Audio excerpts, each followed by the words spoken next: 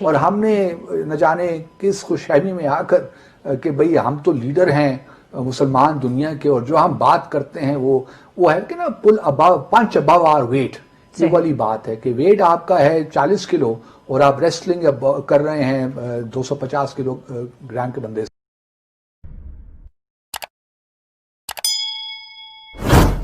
پہلی بات کرنا چاہتے ہیں، اچھا دیکھیے پاکستان کا وہی مسئلہ ہے جو پہلے بھی ہم کشمیر کے حوالے سے کئی بار ڈسکس کر چکے ہیں۔ اچھا ہمارے جو نئے محترم سفیر گئے ہیں نیو یارک میں، بہت سی ہمیں امیدیں تھیں عوام کو اور حکومت کو بھی کہ وہ وہاں پہ اب گئے ہیں تو کچھ نیا کام ہوگا اور کشمیر کا جو معاملہ ہے وہ کہاں سے کہاں پہنچ جائے گا۔ ابھی موصوف نے یہ کیا کہ انہوں نے سوچا کہ چلیں OIC کو تھوڑا ایکٹیویٹ کرتے ہیں، جو اسلامی تنظیم ہے اسلامی ممالک کی۔ تو انہوں نے ایک ورچوئل جو وہاں پہ امبیسڈرز ہیں OIC کی 19 مئی کو ایک میٹنگ کال کی، اور وہاں اس میٹنگ میں پاکستان نے یہ مشورہ دیا، یہ پروپوزل تجویز پیش کی کہ کیوں نہ ایک انفارمل گروپ بنایا جائے OIC کے امبیسڈرز کا، جو کہ اسلاموفوبیا ہے، جو دنیا میں بڑھتی ہوئی ایک اسلام کے خلاف ایک نفرت ہے یا خوف ہے، اس کو کاؤنٹر کر لینے کے لیے OIC کو ایک گروپ بنانا چاہیے۔ اس کے تحت ہم کشمیر کو بھی کہیں لے آئیں گے، فٹ کر لیں گے۔ تو ہوا کچھ یوں کہ انہوں نے اپنا ہوم ورک نہیں کیا۔ اب مالدیو جیسا ملک جس کے ہمارے ماضی میں بڑے اچھے تعلقات تھے، لیکن اب وہ یقیناً بھارت کی طرف اس کا ٹلٹ ہے، مالدیوز جیسے ملک نے اس کو چیلنج کر دیا کہ جی ہم یہ گروپ نہیں بنا سکتے، یہ تو ہو ہی نہیں سکتا۔ بھارت کا جہاں تک معاملہ، ان کے جو سفیر ہیں انہوں نے کھل کے کہا کہ جی بھارت کا یہ اندرونی معاملہ ہے اور آپ اس کو جنرلائز کیوں کر رہے ہیں۔ کچھ واقعات بھارت میں یقیناً ہوئے ہوں گے مسلمانوں کے خلاف، اور یہ بھی یاد رہے کہ مالدیوز بھی مسلم ملک ہے، 100% مسلمان ملک ہے۔ تو وہ یہ بات کر رہا ہے کہ جی بھارت کا یہ اندرونی معاملہ ہے تو آپ ان چیزوں پہ نہ جائیے۔ ان کو بھی اس بات کا ایک قسم کا احساس تھا کہ پاکستان اس کو بھارت کے خلاف استعمال کرے گا، اور پھر چونکہ ہم نے اپنی تقریر میں بھارت کا بار بار ذکر بھی کیا تو یقیناً وہ بات کھل کے سامنے آ گئی۔ دوسری طرف یہ بھی دیکھیے کہ جو میٹنگ کو چیئر کر رہا، جو ملک کر رہا تھا، وہ متحدہ عرب امارات، ٹھیک ہے، ان کے سفیر صاحب کہتے ہیں کہ بھئی یہ رولز کے خلاف ہے، یہ ہو نہیں سکتا۔ اگر کوئی انفارمل گروپ بھی بنے گا تو اس کی جو اپروول ہے OIC کونسل آف جو فارن منسٹرز ہے صرف وہ دے سکتے ہیں، امبیسڈرز کو یہ اختیار نہیں ہے کہ وہ یہ گروپ بنا سکیں۔ ہمارے ڈیلیگیشن کا کہنا تھا نا کہ یہ انفارمل گروپ ہے تو سفراء یہ فیصلہ کر سکتے ہیں۔ اگر یہ بحث آپ نے وہاں پہ کرنی تھی اس میٹنگ میں تو یہ کام آپ پہلے کر لیتے تاکہ جو پاکستان کو سبکی ہوئی پاکستان کی وہ نہ ہوتی۔ ایک قسم کی ہمیں مطلب مجھے ذاتی طور پہ تو بہت برا محسوس ہوا کہ OIC میں اگر ہم ایک انفارمل گروپ بھی نہیں بنوا سکتے تو پھر ہم OIC سے اور کیا توقع رکھیں، اور پھر ہم ممبر بھی کیوں ہیں۔ پھر دوسری بات یہ ہے کہ یہ بالکل بظاہراً کشمیر کے معاملے میں بات نہیں تھی، یہ اسلاموفوبیا کے بارے میں بات ہو رہی تھی۔ اگر ہم اسلاموفوبیا کے بھی ایجنڈے پہ پوری دنیا کو اکٹھا نہیں کر سکتے اور ایسے پروسیجرل معاملات میں ہم پہلے اپنی تحقیق یا پہلے اپنے لائک مائنڈڈ کنٹریز کو اکٹھا نہیں کر سکتے یا پہلے اپنا ہوم ورک نہیں کر سکتے تو پھر اللہ کی پناہ ہے۔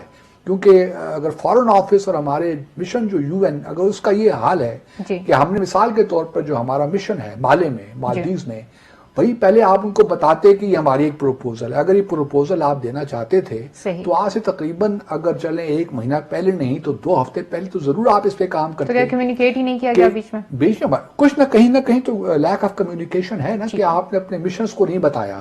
جو 57 یا 56 مشنز ہیں آپ نے ان کو بتایا نہیں۔ مثال کے طور پاکستان کا جو مشن ہے وہاں مالے میں، آپ کو چاہیے تھا کہ آپ ان کو لکھتے کہ بھئی آپ ذرا اپنے مشن میں اپنے جو ہوسٹ کنٹری ہے وہاں کا جو دفتر خارجہ اس سے معلوم کریں کہ ہم یہ ایک پروپوزل پیش کرنا چاہتے ہیں، آپ کا اس پہ کیا ریئیکشن ہوگا۔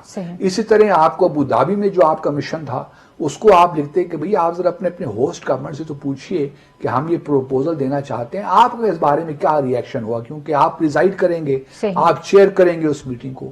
اسی طرح اور ممالک، سنا ہے سعودی عرب نے بھی اس کو اپوز کیا، تو مالدیز کی آڑ میں، تو سعودی عرب سے آپ کنسلٹیشن کرتے۔ تو یہ کنسلٹیشن کا جو پروسیس پہلے کرنا چاہیے تھا وہ شاید نہیں ہوا، اور ہم نے نہ جانے کس خوشحالی میں آ کر کہ بھئی ہم تو لیڈر ہیں مسلمان دنیا کے اور جو ہم بات کرتے ہیں وہ ہے کہ نا پل اباؤ پنچ اباؤ آر ویٹ، یہ والی بات ہے کہ ویٹ آپ کا ہے 40 کلو اور آپ ریسلنگ کر رہے ہیں 250 کلو گرام کے بندے سے.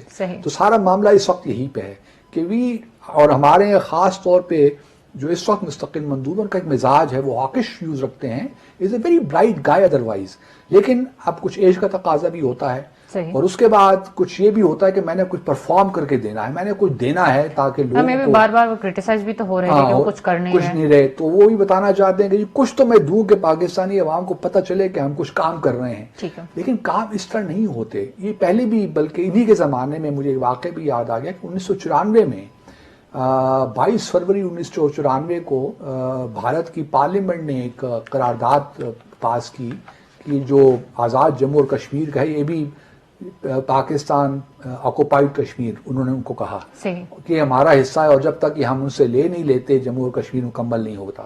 اس کے بعد ہمیں خیال آیا کہ ہیومن رائٹس کمیشن اس زمانے میں ہوا کرتا تھا، اب تو ہیومن رائٹس کونسل ہو گیا نا جنیوا میں، اس زمانے ہیومن رائٹس کمیشن ہوا کرتا تھا. تو ہم نے ایک 27 فروری کو ایک قرارداد پیش کر دی انسانی حقوق کے مقبوضہ جموں اور کشمیر میں. یہی صاحب اس وقت جنیوا میں تو نہیں تھے لیکن یہاں اسلام آباد میں انچارج تھے. تو وہ پھر ہمیں ایران وغیرہ نے اپوز کر دیا اس کو، اور پھر ہمیں ہیوملیشن سے بچنے کے لیے وہ ڈرافٹ جو تھا ہماری ریزولوشن ہمیں وڈرا کرنی پڑی. تو اس قسم کے کاموں میں ہاتھ نہیں ڈالنا چاہیے جب تک آپ کو 100% یقین نہ ہو کہ آپ اس پہ ڈیلیوری لے لیں گے. آپ نے اپنا ہوم ورک کیا نہیں، آپ نے ایک اہم قدم اٹھایا لیکن اس کا نتیجہ کیا نکلا؟ زلج بھی نہیں بلکہ ہیوملیشن. آپ نے وہ آئی سی کو زیادہ ایکسپوز کر دیا، بلکہ پاکستان کی جو ویکنسز ہیں ان کو آپ نے ایکسپوز کروا دیا کہ پاکستان کو تو آئی سی بھی خاص نہیں ڈالتا. تو کم از کم کچھ تو پردہ رہنے دیتے یار، کچھ ہماری عزت رہنے دیتے، اپنا ہوم ورک خدارہ کر لیتے. فارن آفس کو بھی میری یہی التجا ہے کہ اپنا ہوم ورک تو کر لیتے یار، کچھ کوآرڈینیشن کر لیتے. جو مشنز آپ سمجھتے ہیں کہ وہ آپ کے ہاتھ میں نہیں ہیں ان سے کوئی کنسلٹیشن پہلے ہو جاتی، ان کو اپنے کانفیڈنس میں لے لیتے اور پھر بات کرتے. لیکن بدقسمتی کے ساتھ مجھے نظر آتا ہے کہ کوئی نہ کہنے سننے والا کوئی ہے ہی نہیں، جس کا جو جی آتا ہے وہ پاکستان کی ریاست کے ساتھ مذاق کر کے چلا جاتا ہے. یہ بڑے امپورٹنٹ ایشو ہے. کشمیر آپ کو اتنا کیجولی کیوں لے رہے ہیں؟ مجھے سمجھ بات نہیں آتی. ہر روز ایک ٹویٹ آ جاتا ہے اور ہم سمجھتے ہیں کہ ہم نے اپنا جو فرض ہے وہ نبھا لیا ہے. خدارا فار ہیون سیک اس ایٹیچیوڈ سے اپنے آپ کو نکالیے. ٹھیک ہے ہماری ریاست میں اور بہت سے پرابلمز ہیں، مطلب بھارت ہمارے کبوتر کو بھی وہ پکڑ لیا اور کہا کہ وہ ISI کا ایجنٹ ہے. لوکسٹ اب وہ ایک ٹڈی دل کی جو وبا پھیل رہی ہے اس کو بھی پاکستان کی وہ سازش قرار دے رہے ہیں. بھارت کا تو دماغ چل پڑا ہے نا، وہ ہم آگے ڈسکس کرتے ہیں اگلے سیگمنٹ میں. لیکن پاکستان کی حکومت کو کم از کم چاہیے کہ خدارا ہوش کے ناخن لے، اس قسم کی حرکت نہ کرے جس سے پاکستان کو مزید بالکل یہ اوائڈیبل ہیں یہ چیزیں. اگر نہیں ہو رہا تو رہنے دیں، چپ کر جائیے، لیکن کسی ایسی چیز میں ہاتھ نہ ڈالیں جس میں آپ کو بعد میں پریشانی اور پشیمانی کا سامنا کرنا پڑے. اتنی سی درخواست ہے. نہیں کر سکتے کشمیر میں تو خاموش رہیے، بڑی بڑے بلند بانگ دعوے کرنے کی ضرورت نہیں ہے. نہ عوام اس سے کوئی خوش ہوتی ہے، یہ بھی میں آپ کو یقین دلاتا ہوں. عوام بھی اب تنگ سی آ گئی ان کے بلند بانگ دعووں سے. کچھ کرنا ہے تو کیجیے ورنہ خاموش رہیے تو بہتر ہے. فرینڈز، تو یہ تھا آج کا ویڈیو. اگر آپ نے ابھی تک اس چینل کو سبسکرائب نہیں کیا ہے تو پلیز ویڈیو کے نیچے جو ریڈ کلر کا سبسکرائب بٹن ہے اس کو دبا کر کے جو بغل میں گھنٹے کی پکچر آئے گا اس کو دبا کر کے اس چینل کو سبسکرائب کریں. فرینڈز، اس کا کوئی چارج نہیں ہوتا ہے، بالکل فری ہے. تو دل کھول کر کے بے ہچک آپ اس چینل کو سبسکرائب کریں. ساتھ ہی ساتھ اس بات کا دھیان رکھیں کہ جب آپ سبسکرائب بٹن پہ کلک کرتے ہیں تو وہ جو ریڈ ہے وہ گرے کلر کا ہو جاتا ہے، یعنی گرے ہے تو آپ نے سبسکرائب کر لیا ہے. Thank you for watching. J Hind, J Bharat.